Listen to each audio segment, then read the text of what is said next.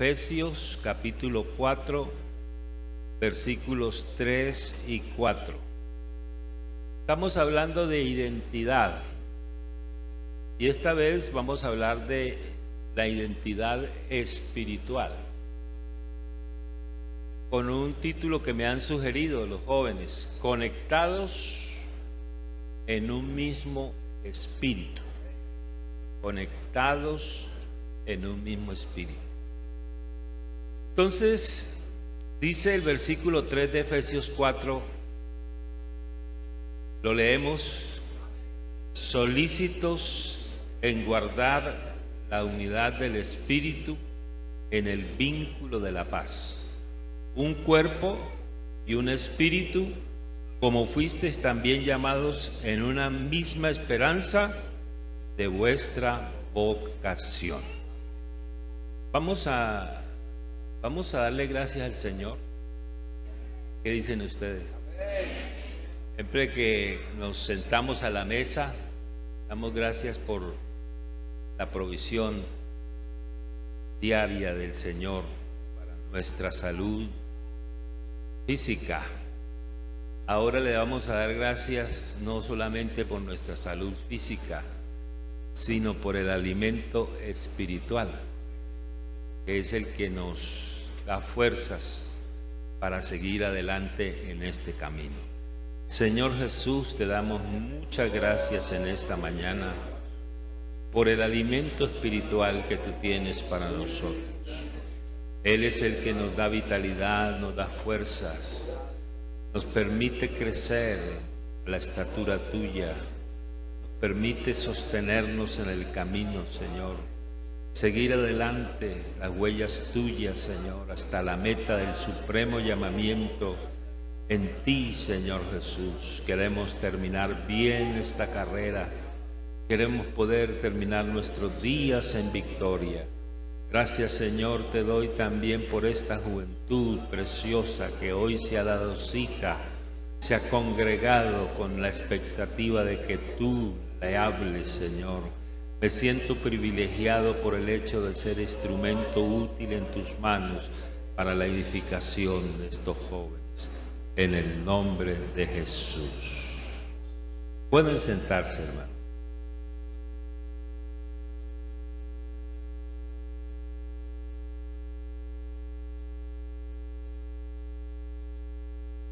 Algo que nos identifica.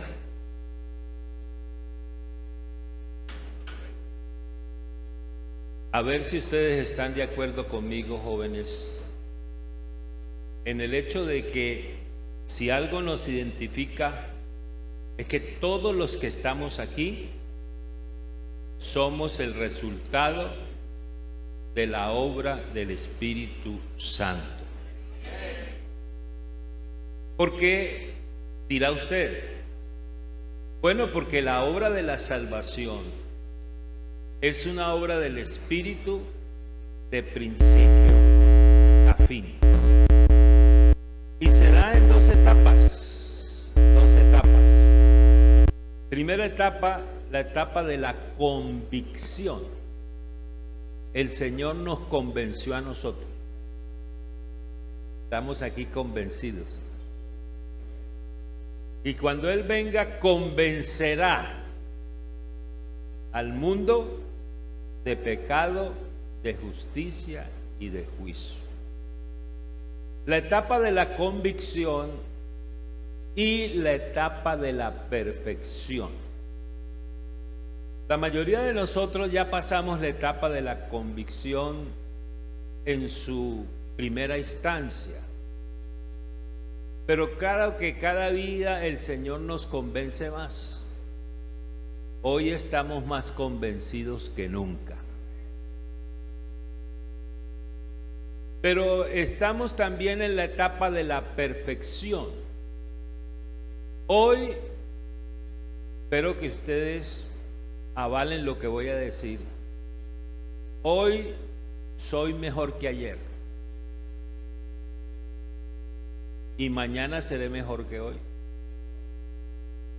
Porque el que comenzó en nosotros la buena obra, ¿qué dice la Biblia? la perfeccionará hasta el día de Jesucristo. Ese es nuestro rasgo característico, nuestra identidad espiritual. Somos el resultado de la obra del Espíritu Santo, de principio a fin. Pero como el título que me sugirieron tiene que ver con la conexión. Oiga, a propósito, me pregunté yo qué quería decir la conexión. Bueno, ustedes lo saben, es la unión de dos elementos. Cuando yo uno dos elementos, quedan conectados. Entonces la conexión tiene que ver con eso, con la unidad, con la unidad. Por eso Pablo, cuando le escribe la carta a los Efesios, habla de la conexión desde varios puntos de vista y los voy a enumerar y luego les voy a preguntar a ver si ustedes lo captaron. Número 1, la unidad del Espíritu. Número 2, la unidad de la fe. Y número 3, la unidad del cuerpo. ¿Cuál es el número 1? La unidad del Espíritu, la conexión con el Espíritu. La número 2, la unidad de la fe. Muy bien. Y la número 3, las dije en el orden que Pablo las presenta en Efesios 4. La primera, la unidad del Espíritu, tiene que ver o enfatiza lo que somos sustancialmente. La unidad del Espíritu tiene que ver con lo que somos. La unidad de la fe tiene que ver con lo que creemos. Y la unidad corporativa tiene que ver con lo que hacemos. Entonces la unidad del Espíritu tiene que ver con lo que somos. Es sustancial. La unidad de la fe tiene que ver con lo que creemos.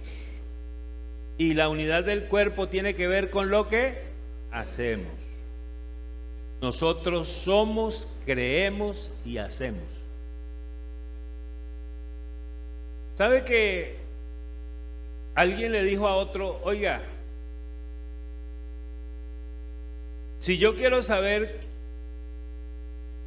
quién es alguien, cualquier persona, tengo que responder a 3 preguntas.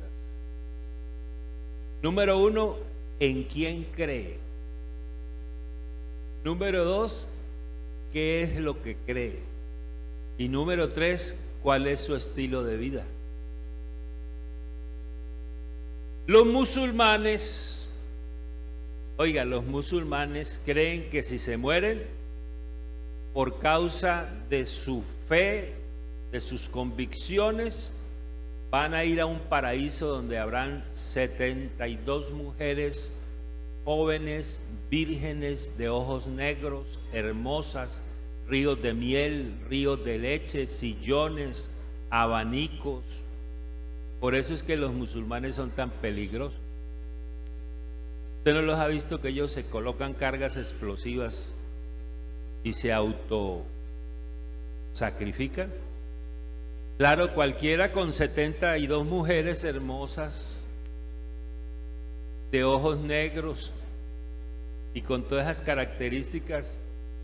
Entonces, lo que creemos es muy importante. ¿En quién creemos? Los musulmanes creen en Alá. Nosotros creemos en Cristo. Una diferencia, ¿cierto? ¿Qué creemos? La obra del Calvario.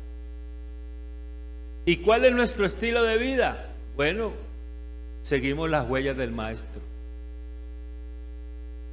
Entonces, La conexión se ve desde estos tres puntos de vista: unidad del espíritu, unidad de la fe y unidad del cuerpo. Hay una que tiene que ver con lo formal y la otra tiene que ver con lo esencial. Ya ustedes se han dado cuenta que la conexión formal básicamente lo que describe es la manera como estamos conectados nosotros como cuerpo y no escindidos en pedazos. Nosotros somos el cuerpo de Cristo. La fe tiene que ver con el acuerdo doctrinal. El acuerdo doctrinal. Mire lo que dijo Pablo: hasta que todos lleguemos. Bueno, nos falta seguramente algún camino que recorrer, pero allá llegaremos. Hasta que todos lleguemos a la unidad de la fe y del conocimiento del Hijo de Dios, a un varón perfecto a la medida de la estatura de la plenitud de Cristo. Y escuche esto, hermano. La unidad del Espíritu nos habla. Yo quisiera que esta palabra quedara bien sembrada en los corazones de los jóvenes.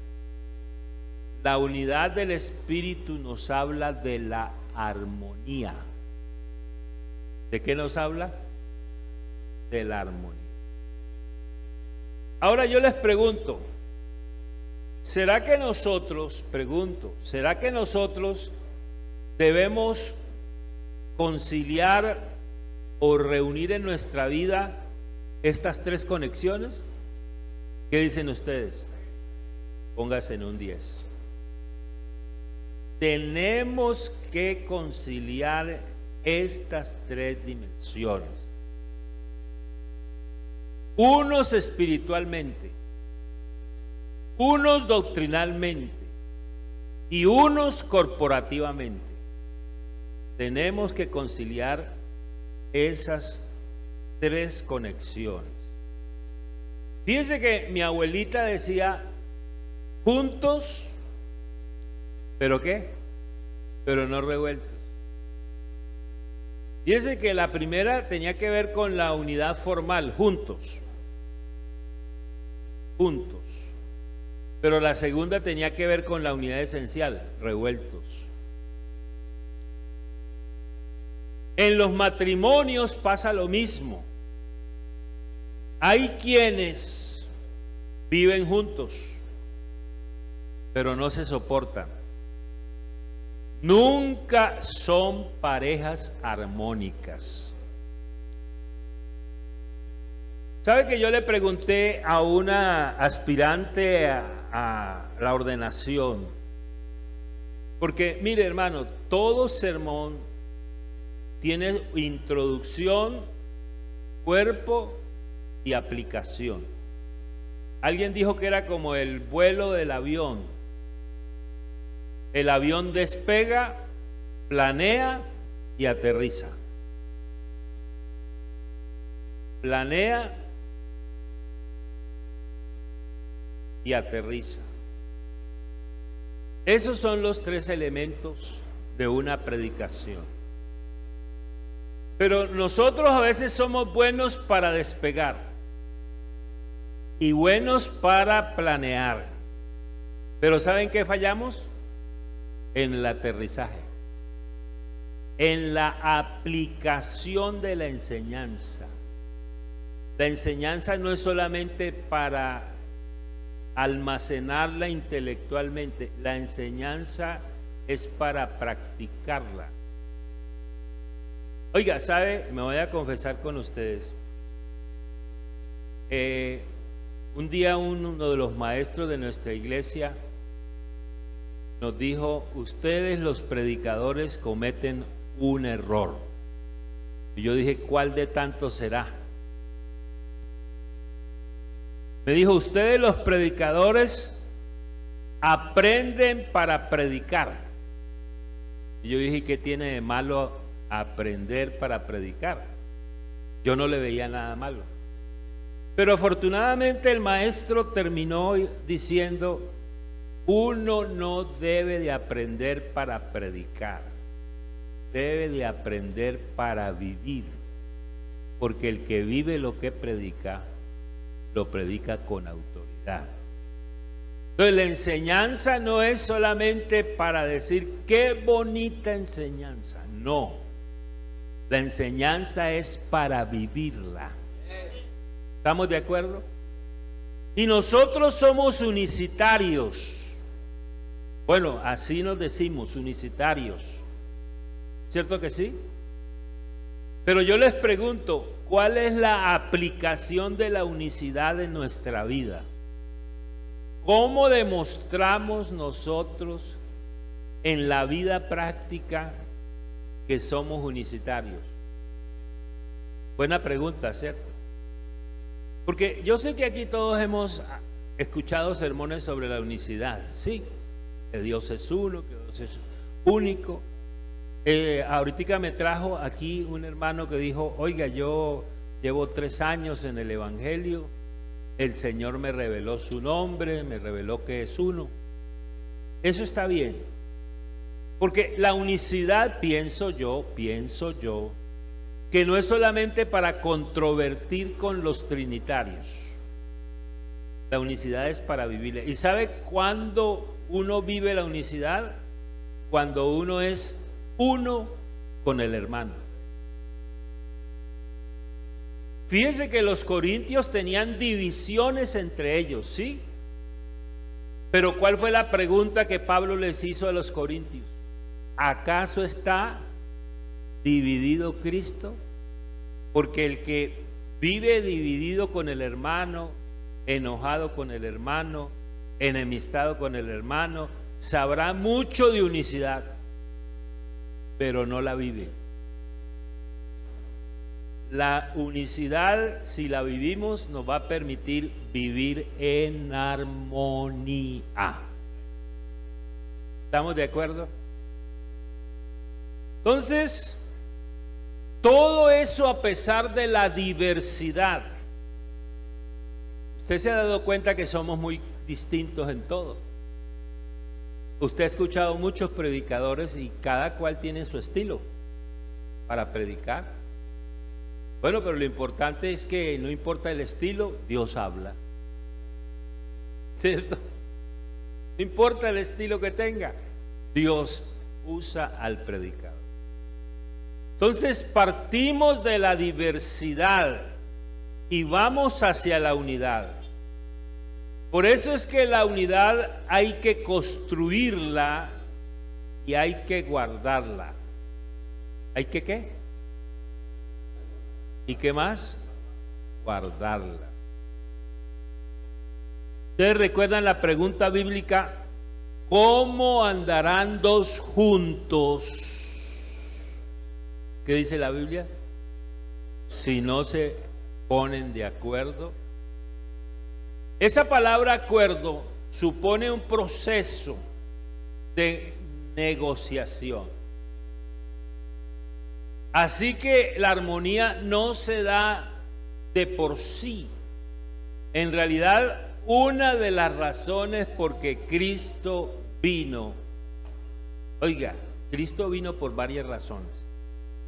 Y una de las razones por las que Cristo vino fue para unirnos con Él y unirnos los unos a los otros. Mire, cuando Cristo se manifestó en carne, cuando Dios se manifestó en carne, encontró un mundo dividido: judíos y griegos, esclavos y libres, sabios e ignorantes, blancos y negros. Entonces encontró un mundo dividido. Pero Efesios en el capítulo 1 habla de el designio de su voluntad. ¿Sí habla del designio de su voluntad? Claro que sí. Habla del puro afecto de su voluntad.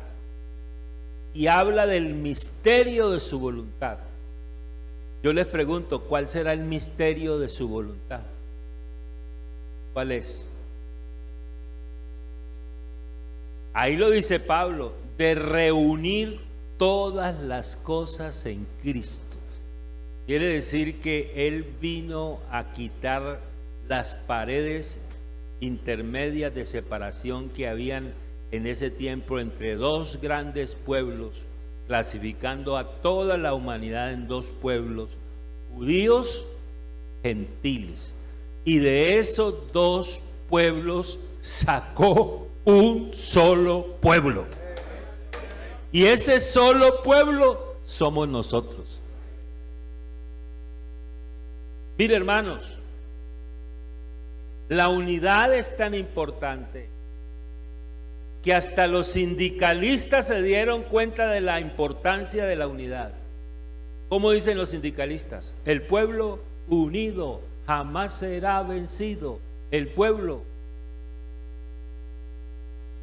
Se dieron cuenta. Oiga, hasta los campesinos se dieron cuenta. ¿Cuántos kilos arrastra un caballo? 500 kilos. ¿Cuántos kilos cree usted que arrastran dos caballos? Lo natural, lo que nos indican las matemáticas es que si uno arrastra 500, dos arrastran 1000, pero resulta que arrastran 1500. Quiere decir que cuando hay unidad ocurren milagros. Ocurren milagros. Hasta los técnicos de fútbol se dieron cuenta de la importancia de la unidad. ¿Cuántos vieron el partido de Colombia ayer? Ay, ay, ay. ¿Sabe qué dicen los comentaristas? Que ahora Colombia juega en equipo. Todos para uno y unos para todos.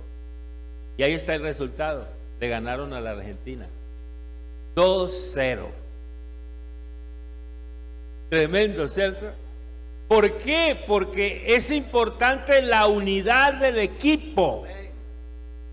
Los equipos que la estrella se quiere lucir él solito, gambetear a todo el mundo, hacer el gol, patear el tiro de esquina, ir y cabecearlo. Esos equipos no van para ninguna parte. El día que se lesiona la estrella, hasta ahí llegaron. De la importancia de la unidad se dieron cuenta los farmacéutas. Ustedes han tomado una cosa que se llama matrimonio o la bomba. ¿Cuál es el matrimonio o la bomba? Un analgésico y un antibiótico. Se junta el analgésico con el antibiótico y sanidad. Ocurre el milagro. Hermanos, hasta los escritores costumbristas se dieron cuenta de la importancia de la unidad, de estar conectados. Se dieron cuenta. Mire, a mí me regalaron un cuadrito de una parte o una frase de una novela costumbrista argentina, cuyo protagonista principal era Martín Fierro. Yo lo colgué allá en la sala, ese cuadrito hecho en piel de animal y repujado con fuego. Y decía: los hermanos sean unidos. Esta es la ley primera, porque si entre ellos se pelean, los devoran los de afuera. Y mire lo que dijo Cristo: un reino dividido contra sí mismo no prevalece. El Señor en Juan capítulo 17 habló de tres cosas: la naturaleza de la unidad, el método de la unidad y el propósito de la unidad. Nuestra unidad no es solo formal, nuestra unidad, ya lo dijimos, es sustancial también. Esa es la naturaleza de la unidad, sustancial, eminentemente sustancial. ¿Cuál es el método de la unidad? ¿Cómo el Señor nos hizo uno? Oiga, es que aquí hay paisas también, ¿cierto? ¿No hay paisas? Los paisas están en toda parte. ¿Hay costeños? Uy, ¿hay tolimenses? Sí, hay uno, yo soy tolimense. Hay... ¿De dónde es el hermano? Del Putumayo. Se llama putumayense. Y el hermano, él es costeño. ¿Cómo hizo Dios para unirnos a nosotros? ¿Cómo logró ese milagro? Porque eso de estar de acuerdo es un milagro. ¿Sabe que la iglesia del Señor, el hecho de estar unida 82 años no es cualquier cosa? Muchos dicen que ya era hora de que estuviéramos divididos, pero seguimos unidos. ¡Aleluya! ¿Cómo hizo Dios para unirnos? Le voy a decir cómo. Lo que nos une a nosotros y lo que es común entre todos nosotros es que todos nosotros hemos nacido de nuevo.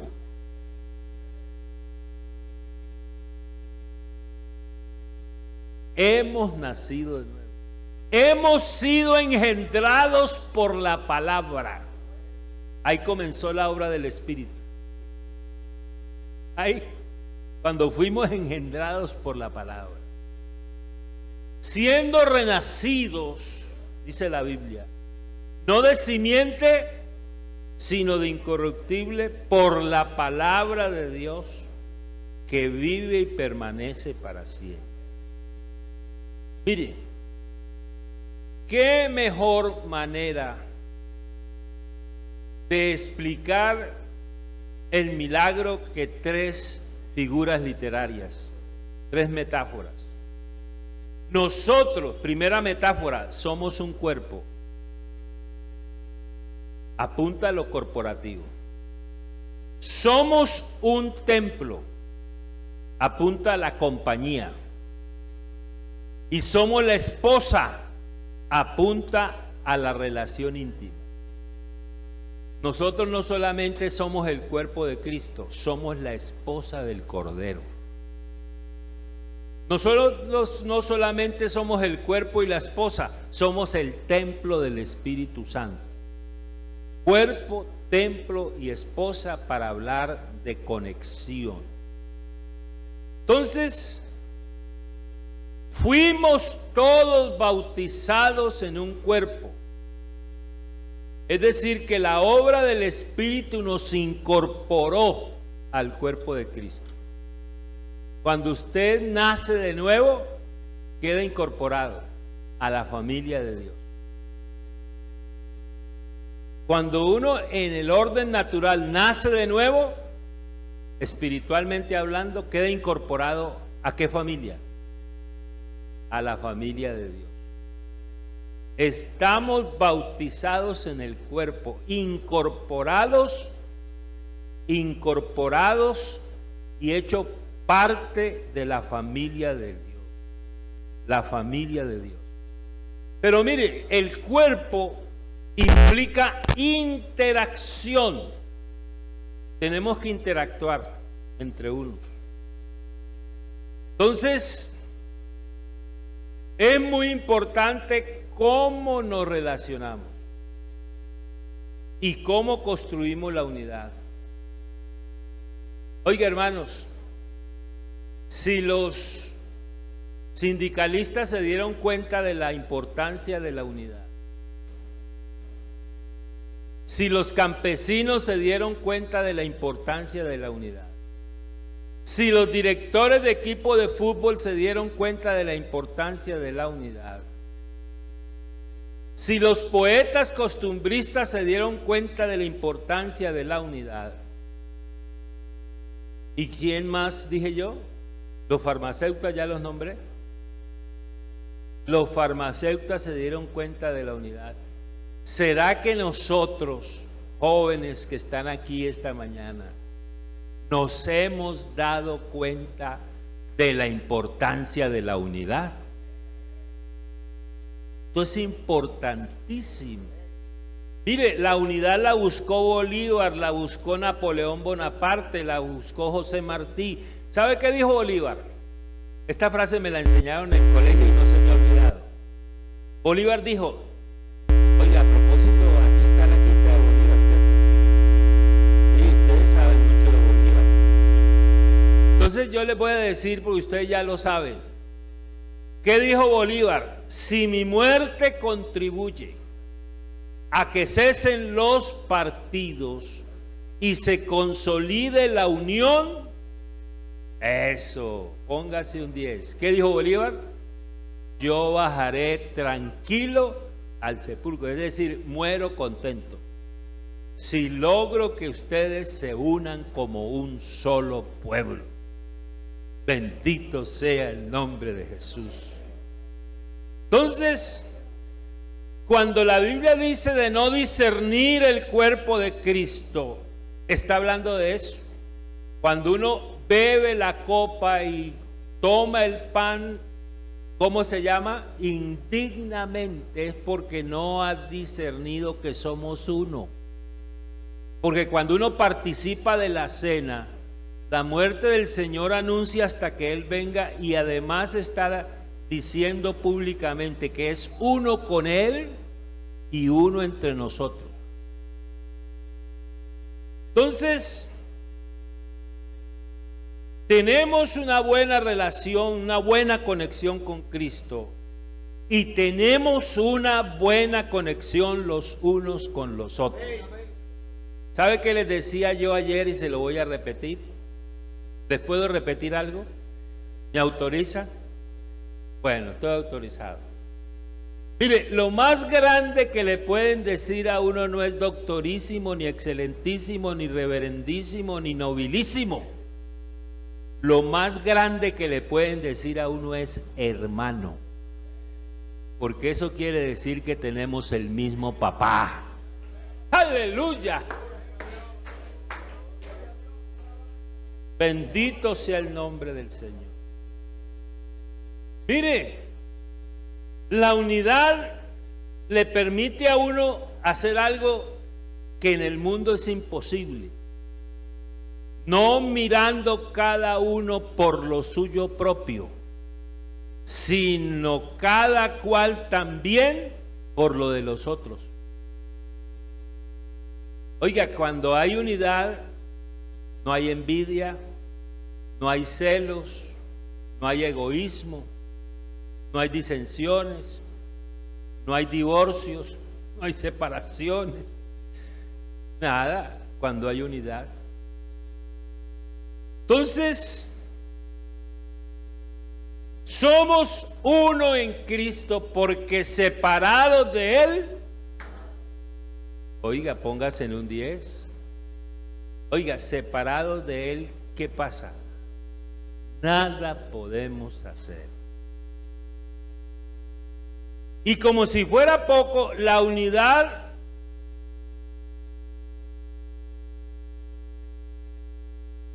tiene también influencia en la funcionalidad de cada cristiano. Mire, cada uno de ustedes tiene dones diferentes, porque el Señor repartió los dones como Él quiso. Pero los dones no compiten el uno contra el otro. Nosotros hemos cometido el error de poner a los creyentes a competir para la ofrenda. El que se dé la mejor ofrenda se gana una licuadora. Entonces los creyentes no ofrendan, sino que compiten. Aquí no estamos compitiendo con el hermano. Aquí nos estamos colaborando, porque somos colaboradores, ¿no? La competencia tuya es contigo mismo, porque tú debes ser mejor cada día. Por eso el Señor dice, yo a través del apóstol Pablo, preso en el Señor, os ruego que andéis como es digno de la vocación con que fuiste llamados. ¿Cómo debemos andar? Con toda humildad, con mansedumbre. Y mire, escuche esto. Ay, Dios mío. Soportándoos con paciencia los unos a los otros en amor. Paciencia, paciencia.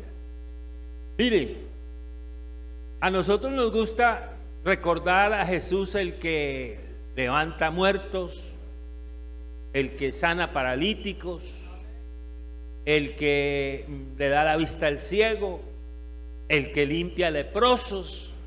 Cuando nos habla de eso, saltamos y brincamos y hacemos de todo, pero nos hemos olvidado de lo único que el Señor pidió a sus discípulos que aprendieran de Él. ¿Y sabe qué fue lo único que Él les dijo que aprendieran de Él? ¿Que soy qué? Manso y humilde de corazón. Para promover la unidad hay que ser manso, humilde y soportar con paciencia. ¿Cuántos mansos hay aquí? Oiga, estoy preocupado. Estamos aprendiendo apenas, ¿cierto? Alguien dijo, seamos mansos pero no mensos. No, hermano, la mansedumbre es algo que debemos aprender del Señor. Y la humildad no tiene nada que ver con el hecho de ser pobre materialmente y andar mal vestido y con mucha necesidad física. La humildad tiene que ver con reconocer nuestra debilidad. Usted, joven, debe reconocer su debilidad, porque cuando la reconoce, eso le va a animar a usted a buscar al único que nos da fuerzas acá. Y el único que nos da fuerzas acá tiene nombre. Se llama Jesucristo. Entonces, con toda humildad, mansedumbre, soportando con paciencia los unos a los otros en amor. Y luego dice, solícitos en guardar ¿qué? La unidad del Espíritu en el vínculo de la paz. Entonces, si uno lo lee, se da cuenta que lo que salta a la vista aquí es la armonía.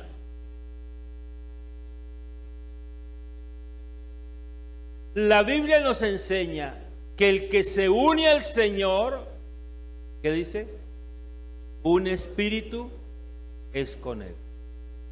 ¿Y sabe cuál era el aspecto sobresaliente de la fiesta de Pentecostés? ¿Sabe cuál era el aspecto sobresaliente de la fiesta del Pentecostés? Usted dirá, hablar en otras lenguas. ¿Cuál será el aspecto sobresaliente? ¿Quién dijo la unidad? ¿Usted dijo? Bueno, 2:10, uno para acá y otro para allá. Mire, hermano, el aspecto sobresaliente de la fiesta de Pentecostés es la comunión. Bendito y alabado. Ese es el más importante llamado. El Señor tiene muchos llamados. Llamados al ministerio, llamados a la santidad, pero tanto el ministerio como la santidad parten del más importante llamado. ¿Y sabe cuál es el más importante llamado? El llamado a la comunión. A la comunión. La Biblia dice, seguid la paz con todos. ¿Y qué más? Sin la cual, ese sin la cual se refiere a la santidad o a la paz. Pregunto, ¿a qué se refiere? Seguir la paz con todos y la santidad, sin la cual, ese sin la cual se refiere, ¿la santidad o a la paz? ¿Cuántos dijeron que a la paz? póngase en un 10. Porque para tener santidad hay que estar en paz con Dios. Quiere decir que la santidad es un producto de la paz con Dios. Cuando yo estoy en paz con Dios, doy fruto, y el fruto es la santidad. Tenéis pues por vuestro fruto la santificación y como fin la vida eterna.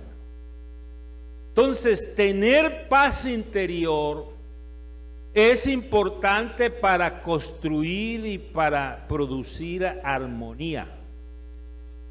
Quiere decir que todo aquel que pretenda la conexión con los otros debe tener una disposición pacífica. ¿Disposición qué? Oiga, dijo alguien, que nadie sabía que era violento hasta que no le pisaban el callo. Porque cuando le pisan a uno el callo, uno reacciona. ¿Y cómo reaccionas tú cuando te pisan el callo? Si reaccionas violentamente, la culpa no fue del pisón, la culpa es tuya que eres violento. Mirad cuán bueno y cuán, mire, bueno y delicioso. Mire, hay cosas buenas que no son deliciosas. Un purgante es bueno, pero no es delicioso. Un chicharrón es delicioso, pero no es bueno. Pero hay algo que es bueno y delicioso: habitar los hermanos juntos y en armonía. Aleluya. Porque allí es como si el Señor pusiera el dedo, ¿cierto? Porque allí, bendito sea el nombre de Jesús, porque allí envía. Quiere decir que eso no es de nosotros, eso viene de arriba. Envía Jehová. ¿Qué envía? ¿Ustedes quieren bendición? Vivan en armonía. Hay iglesias que no hay bendición, no se arrepiente la gente, no reciben el Espíritu Santo. ¿Y cuál es el problema? Problema de comunión. Hay partidismos, y donde hay partidismos no hay bendición, porque allí donde hay comunión es donde el Señor envía bendición, y la más grande de las bendiciones, que es la vida eterna. Cuando llegó el día de Pentecostés, estaban todos ¿qué? Unánimes juntos. Unánimes juntos. Si decimos que tenemos comunión con Él y andamos en tinieblas, andar en tinieblas quiere decir andar en discordia, en pleito, en celo. Y andamos en tinieblas, mentimos y no practicamos la verdad. Pero si andamos en luz, como Él está en luz, tenemos, quiero que usted lo diga, digan los jóvenes, tenemos comunión los unos con los otros. Hermano predicador, ¿cómo sé yo que ando en luz? Usted puede decir, yo ando en luz. Es muy fácil decirlo, ¿sí? Y me dice usted, predicador, ¿cómo sé yo que sí ando en luz? Si andamos en luz como Él está en luz, tenemos comunión los unos con los otros, conectados en el Espíritu, conectados. Esa es nuestra identidad. Si una comunidad pretende estar conectada, una de las cosas primeras que debe tener es amor. ¿Qué fue lo que le pidió el Señor a sus discípulos? Que os améis los unos a los otros. porque el amor nos lleva a la tolerancia. Mire, en un tratado de relaciones humanas, leí que una de las cosas para promover la regla de oro, que es la expresión más simple de la ley del amor, la regla de oro. Oiga, a propósito, ¿cuál es la regla de oro? Eso en términos negativos, y en positivos, hacerle al otro lo que a mí me gusta. ¿A usted le gusta que lo considere? Considere al otro. ¿A usted le gusta que lo traten bien? Trate bien al otro. ¿A usted le gusta que le tengan paciencia? Téngale paciencia al otro. Esa es la regla de oro, como la expresión más simple del principio llamado el amor, porque el amor nos lleva a la tolerancia. Es necesario tolerar a los diferentes. Entonces, la comunión se produce porque el Espíritu Santo nos atrajo por medio de la predicación y nos introdujo al cuerpo de Cristo. La conexión con el Espíritu permea la unidad doctrinal y la unidad corporativa. Oiga, leí, ¿les puedo contar esto que leí? Bueno, igual se lo voy a contar. Sí, se lo voy a contar. Leí en un comentario bíblico que hay jóvenes de remo, jóvenes de vela y jóvenes de motor. Cuando hablo de vela, de remo, de vela y de motor, estoy hablando de 3 clases de embarcaciones: embarcación de remo, embarcación de vela y embarcación de... El joven de remo es el que él se esfuerza con sus remos para nadar contra la corriente, pero llega el momento en que se cansa y ¿qué pasa? Se lo lleva la corriente. El de vela es el que está esperando el congreso de jóvenes, la confraternidad, la convención, el predicador bomba, y avanza movido por los vientos del avivamiento. Se va el predicador bomba, se acaba el congreso, se acaba la convención, bajan sus velas y ¿qué pasa? Se lo lleva la corriente. Pero gracias al Señor que hay jóvenes de motor. Aleluya. La corriente viene contra ellos, pero ellos avanzan, porque la fuerza no la hacen sus propios brazos.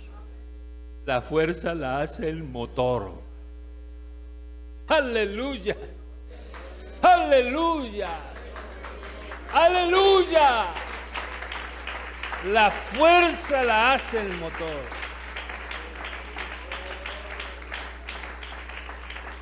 Al hermano Zúñiga, oye, ¿ustedes conocieron al hermano Zúñiga? ¿Han oído hablar de él? Sí, en la historia de la iglesia está el hermano Zúñiga. Buen predicador él. Un día le preguntó un pastor trinitario en Armenia: hermanos de la Iglesia Pentecostal Unida de Colombia, ¿por qué ustedes en poco tiempo han abierto tantas congregaciones, han crecido tanto y nosotros seguimos con la misma congregación? Cuénteme cuál es el misterio, cuál es el detalle, cuál es la clave. Le dijo el hermano Zúñiga: le voy a contestar con una pregunta. ¿Cómo es más fácil subir la montaña? ¿En bicicleta o en moto? Dijo: pues en moto. Dijo: pues ahí está la clave. Ustedes van en bicicleta. Nosotros, a nosotros no nos mueve la fuerza humana. A esta juventud la mueve el poder del Espíritu Santo. ¡Aleluya! Oh, Sabramahata. A esta juventud la mueve el Espíritu Santo. Hermanos, si algo nos identifica a nosotros es la operación del Espíritu Santo. Y usted dirá, ¿y para qué el Espíritu Santo? Mire, para darnos una vida victoriosa. Porque que somos frágiles, somos frágiles. ¿Sabe que un día un joven se me acercó y me dijo, ay, hermano Fernando, yo tengo muchas luchas? Yo le dije, chóquela. Yo también. Pero tenemos a uno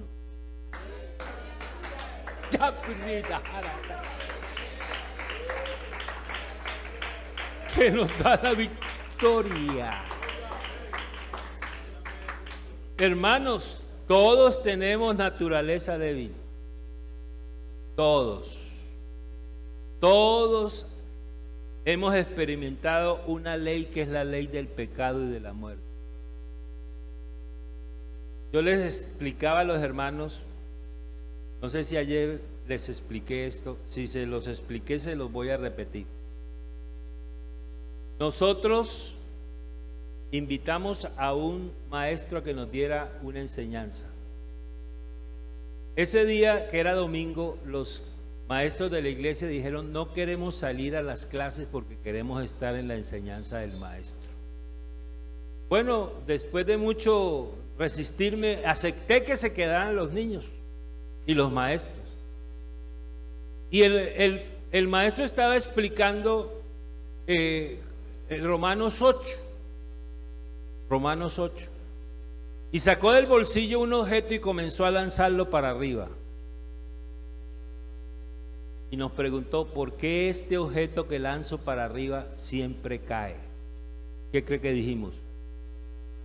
¿Quién dijo la ley de la gravedad? Póngase un 10.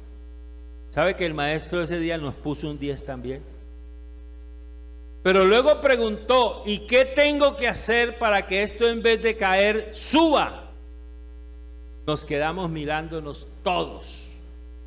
Y una niñita de las que no había salido a la clase dijo de media lengua, Patol, amálele un globo.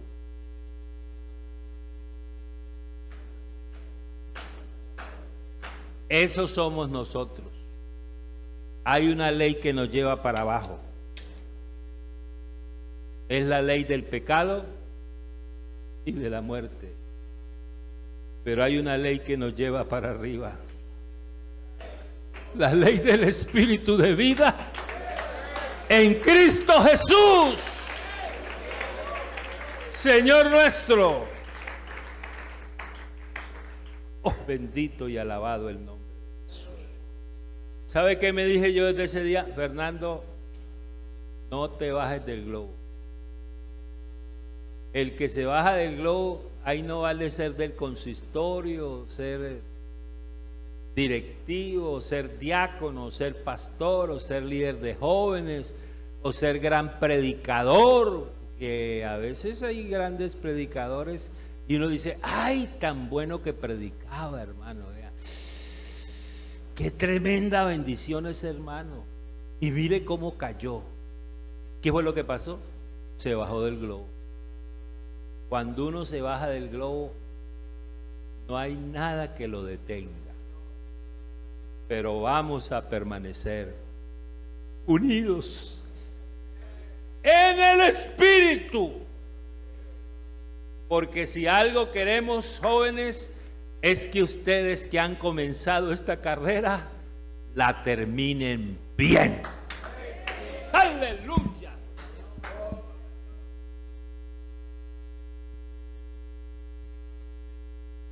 Si algo nos identifica es la operación del Espíritu Santo para darnos una vida victoriosa. Mire, hermanos, uno tiene dos maneras de vivir: en la carne o en el Espíritu. ¿Cierto? Cuando vive en la carne da fruto de la carne. Y eso es para muerte. Pero el que anda en el Espíritu siembra para vida eterna. Hermanos queridos, vamos a seguir conectados con Dios. Les doy este consejo de todo corazón, en el nombre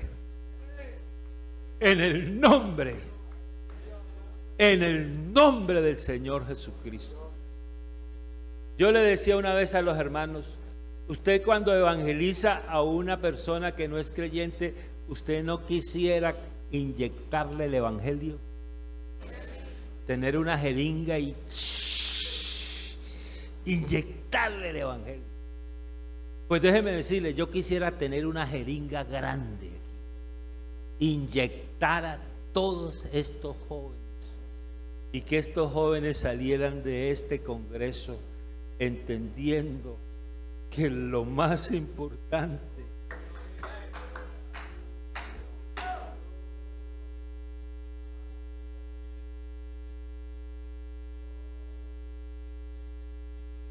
es andar en el Espíritu. ¿Estamos de acuerdo? Que Dios les bendiga, jóvenes.